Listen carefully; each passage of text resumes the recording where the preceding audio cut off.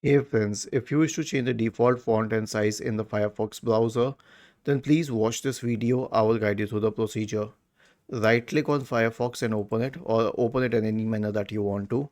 Now click on the hamburger icon at the top right corner and select settings from the menu. Search for the word font in the search bar and hit enter. So now you have the option to change the font. The default font is Times New Roman.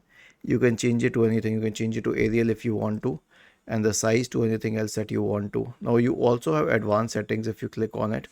Like so these are actually scripts. These are not languages. These are scripts.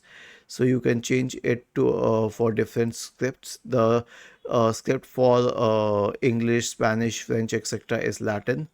And then you can also change the proportional. You can also change the size of the monospace, like those which are little text in front of the original text. And you can also change the minimum font size limit for it, and then click on OK. Was this helpful? If yes, then please subscribe to the channel, and if not, then let us know in the comment section of the video on how we could help you further. Thank you for watching this video and have a nice day.